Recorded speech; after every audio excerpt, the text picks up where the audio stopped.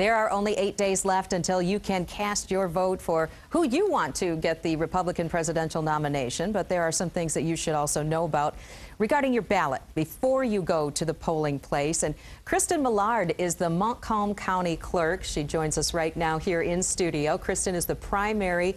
It's a little different than the general election, actually. A lot different, we're finding out, right? It is. Now, what is it that people can expect when they go to the polls? The biggest change that they're going to notice is that they have to declare which ballot style they want. In late 2011, the legislature decided that we would have a closed primary.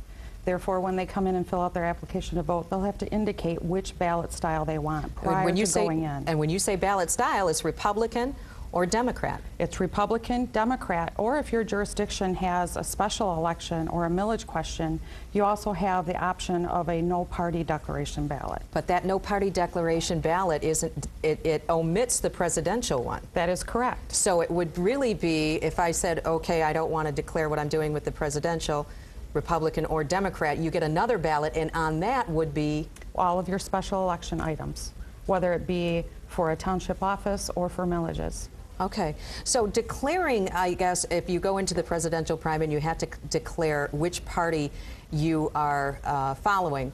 What is the reasoning behind that? Why do people have to do that now? What's the idea behind the whole concept? Well, I believe it's really hard to say. It's a legislative issue. Mm-hmm. The purpose of a primary is for the political parties to nominate their strongest candidate. Declaring the party selection up front then becomes public record later. That's another thing that people need to know. So when they do declare Democratic or Republican, they have to, later, through the Freedom of Information Act, people can find out how you voted. Absolutely. What do you think that's going to do? Do you think it's going to have an effect on people that show up at the polls for the primary? I think that we're really trying to get the word out so that people understand when they come in, they do have to make that selection process up front. Mm-hmm. Typically, when you vote in a primary, you get your Republican and your Democrat on the same ballot and don't make a selection until you get into the polling booth. So this is something new. And it does have an effect on not only the voters, but also our workers. Sure. And do you think people will probably opt out once they get to the polls, maybe? Do you think some people will turn away? It's possible. Yeah.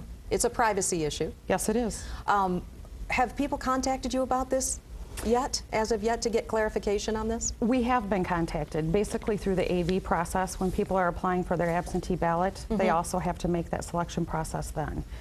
Really all we can explain to them is that this is a political party issue. It is the law. And if they wish to not participate in the Republican or the Democratic primary, they do have that option for that no-party declaration. Okay. Kristen Millard, thank you so much for joining us, the Montcalm County Clerk. We appreciate your time. Thank you.